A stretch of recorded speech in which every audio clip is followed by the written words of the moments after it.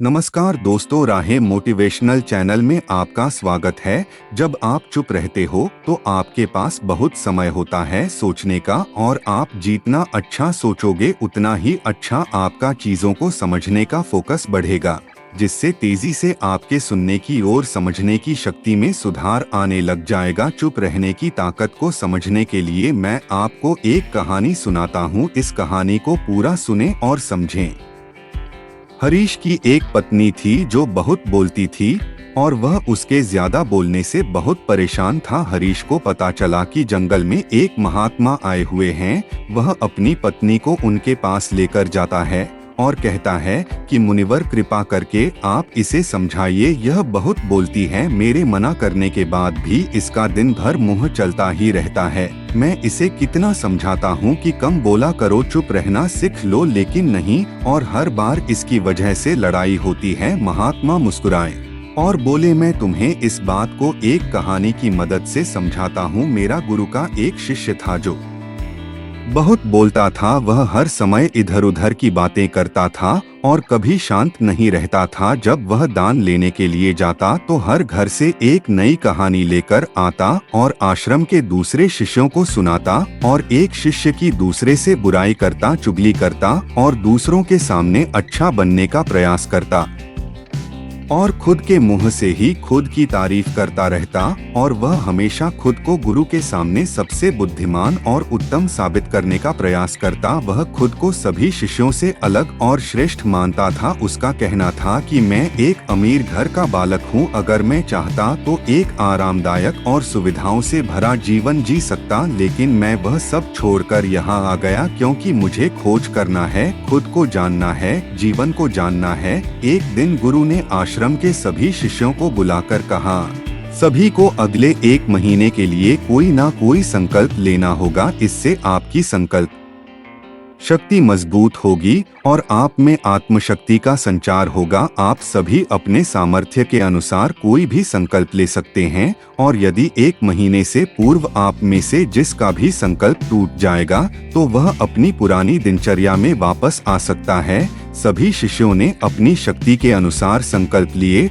और गुरु को अपने अपने संकल्प के बारे में बताकर वहां से चले गए। लेकिन वह शिष्य जो खुद को सबसे अलग दिखाना चाहता था, वह सीधे गुरु की कुटिया में पहुंच गया और बोला, मैं कोई छोटा मोटा संकल्प नहीं लेना चाहता, कृपया आप ही बताएं मुझे क्या संकल्प लेना चाहिए। उसकी यह बात सुनकर गुरु मुस्कुराए, बोले, क्या तुम मेरे द्वारा दिए गए संकल्प को पूरा कर पाओगे? क्या तुम्हारे लिए उसे पूरा करना संभव होगा? शायद नहीं, वह तुम्हारे लिए संभव नहीं है, तुम उसे पूरा नहीं कर पाओगे, इसीलिए तुम खुद ही कोई संकल्प ढूंढो। शिष्य ने कहा, नहीं गुरुदेव, आप जो भी संकल्प मुझे देंगे मैं जरूर उसे पूरा करूंगा। गुरु ने कहा, ठीक है, तो तुम अगले 1 महीने तक चुप रहो, मुंह से एक भी शब्द नहीं निकालो, यही है तुम्हारा संकल्प है। शिष्य ने कहा, गुरुदेव, यह भी कोई संकल्प है? यह तो बहुत ही आसान है, आप कोई और संकल्प दीजिए जो मेरी योग्यता के बराबर हो। गुरु ने कहा, पहले तो तुम इस संकल्प को तो पूरा करके दिखाओ। शिष्य ने गुरु की बात मान ली और वह उसी समय चुप हो गया और पलटकर कुटिया से बाहर चला गया। उसे चुप रहना बहुत आसान लग रहा था। उसने एक दिन तो जैसे तैसे चुप रहकर काट लिया, लेकिन दूसरे दिन से उसके मन में ना बोलने का बोझ बढ़ने लगा, और तीसरे दिन उसे भारीपन महसूस होने लगा, और चौथे दिन उसके अंदर एक अजीब सी बेचैनी होने लगी, क्योंकि आसपास आश्रम के सभी शिष्य एक दूसरे से बातें कर रहे थे। वह भी अपना पक्ष उनके सामने रखना चाहता था, उनकी बोलती बंद कर देना चाहता था, लेकिन उसका संकल्प उसके सामने आ रहा था, इसीलिए वह पूरे दिन सिर्फ आंखें बनाता। इसी तरीके से कुछ दिन और बीते और वह शिष्य बीमार पड़ गया। उसका सिर फटा जा रहा, उसका खाने पीने तक का मन नहीं था, वह सिर्फ बोलना चाहता था। वह गुरु के पास गया और उनके सामने बैठकर लिखकर उन्हें बताया, गुरुदेव, मैं बोलना चाहता हूँ, बिना बोले मुझे सांस नहीं आ रही है, मेरा दम घुटता जा रहा है, मैं अंदर ही अंदर पागल हुआ जा रहा हूँ, मैं क्या करूँ? संकल्प तोड़ दूँ क्या? यह पढ़कर गुरु मुस्कुराए और बोले, मैं संकल्प किसी को मारने के लिए नहीं होते, लेकिन जो अपने संकल्प को पूरा कर लेता है वह अपनी आंतरिक शक्ति को बढ़ाता है, और जो अपनी आंतरिक शक्ति को बढ़ा लेता है और जो अपनी आंतरिक शक्ति को बढ़ा लेता है वह समाज और जागृति की राह पर आगे बढ़ जाता है। संकल्प लेना भी तुम्हारे हाथ में था और इसे तोड़ना भी तुम्हारे हाथ में है। तुम्हारे बहुत से भाई अपने संकल्प को तोड़कर अपनी पुराने दिन पर वापस आ चुके हैं। अगर तुमसे नहीं हो पा रहा तो तुम भी संकल्प तोड़कर अपनी पुरानी दिनचर्या पर वापस जा सकते हो। लेकिन याद रहे, अगर आज तुम इस छोटे से संकल्प को नहीं संभाल पा रहे तो तुम अपनी बाकी की पूरी जिंदगी को कैसे संभाल सकोगे। बाकी फैसला पूरी तरह से तुम्हारे हाथों में है। गुरु की यह बात उस शिष्य के दिल में चोट कर गई। वह बिना कुछ बोले वहां से वापस चला गया और खुद को अपनी कुटिया में बंद कर वह केवल अपने जरूरी कामों के लिए यही कुटिया से बाहर निकलता। बाकी सारे समय कुटिया के अंदर ही बैठा रहा। 15 दिन बीत चुके थे और आश्रम के लगभग सभी शिष्यों का संकल्प अब तक टूट चुका था, लेकिन उसका संकल्प अभी भी जारी था। संकल्प लेने के बाद से अब तक उसने एक शब्द भी नहीं बोला। सारा आश्रम हैरान था कि इतना बोलने वाला इंसान चुप कैसे हो गया।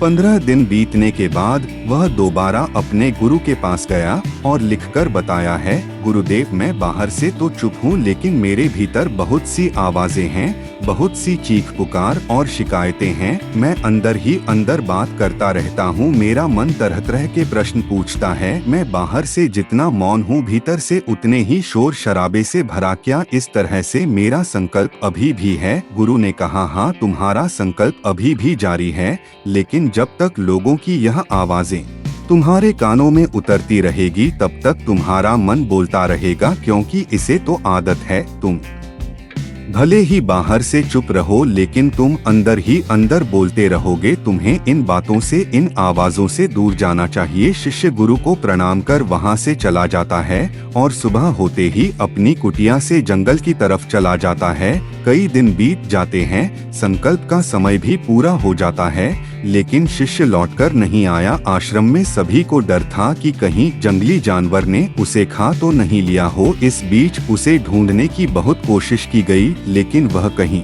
नहीं मिला।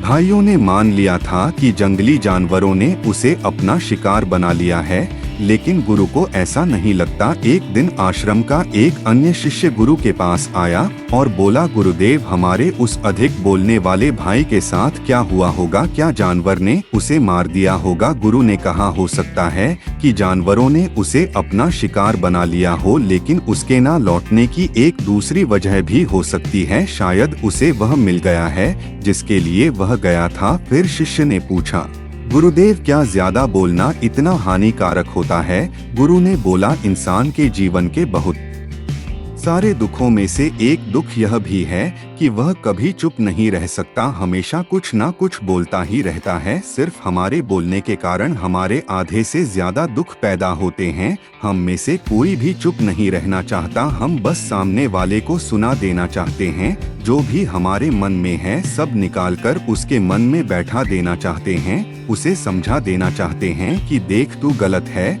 और मैं सही हूँ। इस तरीके से सुनने और सुनाने का यह काम जिंदगी भर चलता रहता है। लेकिन इस नासमझी में हम अपना समय, अपना जीवन, अपनी समझ और सबसे महत्वपूर्ण अपना कीमती पल जो जिए जा सकते हैं, जिनका अनुभव किया जा सकता है, जिनमें आनंद को प्राप्त किया जा सकता है, यह सब खो देते हैं। लेकिन इसके बदले हमें मिलता क्या है? कुछ नहीं, सब व्यर्थ और बर्बाद हो जाता है। शिष्य ने पूछा, तो फिर इसका समाधान क्या है? गुरु ने कहा, पूरी जागरूकता के साथ अपने विचारों को देखना यही एकमात्र तरीका है। सारी मानसिक समस्याओं का वर्तमान में रहकर चिंतन करना, पूरी जागरूकता के साथ अपना काम करना जिंदगी में चमत्कारिक बदलाव ला देता है। उसके बाद वह शिष्य गुरु से अपने प्रश्नों का उत्तर पाकर उनको प्रणाम करके वहां से चला गया। उस शिष्य को आश्रम छोड़कर गए 3 महीने का समय बीत चुका था, लेकिन उसकी कोई खबर नहीं। अब तक तो सभी गुरु भाइयों ने भी उसके वापस लौटने की उम्मीद छोड़ी, लेकिन एक दिन वह आश्रम लौट आता है। लेकिन अब वह नहीं था जो यहाँ से गया था, वह कुछ और ही बनकर वापस आया था। उसके अंदर एक गजब का बदलाव महसूस किया जा सकता था। उसके चेहरे पर एक गजब का ठहराव और आंखों में बड़ी शांति थी। आश्रम में आते ही सभी गुरु भाइयों ने उसे चारों तरफ से घेर लिया और बातें करने लग गए। वह भी अपने गुरु भाइयों से बातें करने लगा। उससे बात करने वाले सभी ने यह अनुभव किया कि अब वह पहले जैसा उतावला और बातूनी नहीं रह गया था। उसके मुंह से एक एक शब्द बहुत ही सुलझे हुए और मधुरता के साथ निकल रहे थे। थोड़ी देर तक गुरु भाइयों से बात करने के बाद वह सीधा गुरु की तरफ चला गया। उसने गुरु के चरण छुए और कहा, गुरुदेव, क्या मैं अब भी मौन हूँ? क्या अब भी मेरा संकल्प जारी है? गुरु ने कुछ देर तक शिष्य की आंखों में बड़े ध्यान से देखा और कहा, हाँ, तुम अब भी मौन हो। तुम्हारे मुंह से एक भी शब्द निकल नहीं रहा और तुम्हारा संकल्प अभी भी जारी है। शिष्य ने कहा, गुरुदेव, जब मैं आश्रम से गया तो मैं मुंह से तो चुप था, लेकिन मेरे अंदर बहुत सी आवाजें थी। मन में बहुत से प्रश्न थे और वह बंद नहीं हो रहे थे। तो मैं जंगल में चला गया इस उम्मीद से कि वहाँ मुझे शांति मिलेगी और मेरे मन की बकबक कम हो जाएगी। लेकिन मैं जितना एकांत में जाता गया, मेरे अंदर की आवाज उतनी ही तेज होती गई। मेरे भीतर की पुरानी से पुरानी आवाज मुझे सुनाई देने लगी। तब जाकर मैंने महसूस किया कि मैं कितना गलत कर रहा था। जब मैं अपने परिवार वालों, दोस्तों को और गुरु भाइयों को बुरा भला कहता था तो उस समय मुझे लगता था कि मैं सही कह रहा हूँ। जब मैं गुरु भाइयों की एक दूसरे से चुगली करता था और उनका मजाक बनाता, तब भी मुझे यही लगता था कि मैं उनसे बेहतर हूँ और मैं सही कर रहा हूँ। लेकिन उस दिन मैंने पहली बार महसूस किया कि मैं कितना गलत बोलता था। काफी दिनों तक यह आवाजें, यह शिकायतें मेरे अंदर चलती रही, लेकिन धीरे धीरे करके एक दिन यह सारी आवाजें मेरे अंदर से समाप्त हो गई। अब मैं भीतर से भी मौन हो गया। उस घने जंगल में बाहर से कोई बोलने वाला नहीं था और भीतर कोई आवाज बची ही नहीं थी और मैं उस दिन पहली बार मौन का सही अर्थ समझा। मेरे चारों तरफ बहुत शांति थी। हालांकि अभी भी कुछ आवाजें आ रही थी जो पहले भी आती थी, लेकिन मैं उन्हें सुन नहीं पाता था। वह सभी आवाजें मुझे स्पष्ट रूप से सुनाई दे रही थी। हवा के चलने की आवाज, चिड़ियों के चहक की आवाज और पानी के बहने की आवाज, यह सभी आवाजें मैंने पहली बार पूरे होश पूर्वक सुनी। अपने चारों तरफ इतनी शांति मैंने पहले कभी महसूस नहीं की थी। तो इस शांति को भंग करने के लिए मैंने पहली बार अपने मुंह से कोई शब्द निकाला। मैं चिल्लाया, हे ईश्वर, यह कैसी शांति है? सभी कुछ इतना शांत क्यों है? ऐसा क्या हो गया? लेकिन मेरे चिल्लाने के बाद भी शांति भंग नहीं हुई। सब कुछ पहले जितना ही शांत था, बाहर भी और भीतर भी। हे गुरुदेव, मैंने अपने गुरु भाइयों से बात की, मैंने आपसे बात की। मैं बोल रहा हूँ, मैं चल रहा हूँ, मैं सब कुछ देख रहा हूँ, लेकिन मैं अपने भीतर एकदम एकांत में हूँ, मौन में हूँ। भीड़ में होता हूँ तब भी भीतर से अकेला एकांत में होता हूँ। जब मैं खुद में भी शोर करना चाहता हूँ तब भी एकांत में ही होता हूँ। अब सब दिखाई पड़ने लगा है, सब सुनाई पड़ने लगा है। गुरु ने कहा, जब तक हम बाहर की तरफ बोलते रहेंगे भीतर अशांति ही रहेगी, लेकिन जिस दिन हम भीतर की तरफ मुड़ जाएंगे तब हमारे मुंह से कुछ भी नहीं निकलेगा, हम शांत ही रहेंगे। दुनिया में जितनी भी बुराइयां हैं ज्यादातर हमारे बोलने से ही उत्पन्न होती है, क्योंकि हम चुप रहना नहीं चाहते। हम जितनी जरूरत है उससे कहीं ज्यादा बोलते हैं। हम सामने वाले को सुनना नहीं चाहते बल्कि उसकी बोलती बंद कर देना चाहते हैं, उसे समझा देना चाहते हैं कि मैं कौन हूँ, मैं क्या कर सकता हूँ, और यही हमारी जिंदगी का मकसद बनकर रह जाता है। हमारी सारी ऊर्जा व्यर्थ के बोल में बर्बाद होती रहती है। ऐसे ही समाज में लोगों का जीवन दुखों से भर जाता है, जो हमेशा एक दूसरे को सुनाने में लगे रहते हैं, कभी एक दूसरे को सुनना नहीं चाहते, समझना नहीं चाहते, और चुप रहना तो उन्होंने कभी सीखा ही नहीं, क्योंकि चुप रहना उन्हें छोटा महसूस करवाता है। दुनिया की सभी लड़ाइयाँ का कारण हमारा बोलना ही है, इसलिए हमें सिर्फ उतना ही बोलना चाहिए जितना जरूरी हो, क्योंकि व्यर्थ का बोलना ऊर्जा को नष्ट करना है और यह बोलना ही हमें कभी अपने भीतर की ओर लौटने नहीं देता, क्योंकि यह हमें बाहर की ओर खींच कर रखता है। और बाहर है ही क्या इस संसार के अलावा, लेकिन अगर अपने भीतर के संसार की ओर मोड़ना है तो इस मुंह को बंद ही रखना चाहिए। इसीलिए जितने भी बुद्ध हुए, आत्मज्ञानी हुए, वह सभी एकांत की ओर भागे ताकि उन्हें ज्यादा ना बोलना पड़े, ज्यादा सुनना ना पड़े। वह एकांत में रहे और शांत रहे, इसीलिए आसानी से भीतर की यात्रा कर पाए। लेकिन अगर कोई चाहे तो इस संसार में रहकर भी एकांत में रह सकता है, शांत रह सकता है, लेकिन इसके लिए उन्हें अपनी ऊर्जा बचानी होगी, जिसे वह अब तक अपने व्यर्थ के शब्दों में बर्बाद कर रहे थे। दोस्तों, इस कहानी की सीख यही है कि व्यर्थ का बोलना ऊर्जा को नष्ट करना है ज्यादा, और व्यर्थ बोलना ही हमें अपने भीतर की ओर लौटने नहीं देता, क्योंकि यह हमें बाहर की ओर झुकाए रखता है। और जिन्हें भीतर की यात्रा करनी है उन्हें अपने मुंह को बंद ही रखना चाहिए। हरीश और उनकी पत्नी इस कहानी को सुनते हैं और उनकी पत्नी संकल्प लेती है कि आज के बाद वह सिर्फ जरूरत पर ही बोलेगी। मुझे उम्मीद है कि आपको यह कहानी पसंद आई होगी और काफी कुछ सीखने को मिला होगा। कहानी के बारे में अपने विचार आप हमें नीचे कमेंट बॉक्स में कमेंट करके बता सकते हैं। बाकी अगर यह कहानी आपको अच्छी लगी हो तो इस वीडियो को लाइक करें और ऐसी और कहानी सुनने के लिए राहे मोटिवेशनल चैनल को सब्सक्राइब करें। धन्यवाद।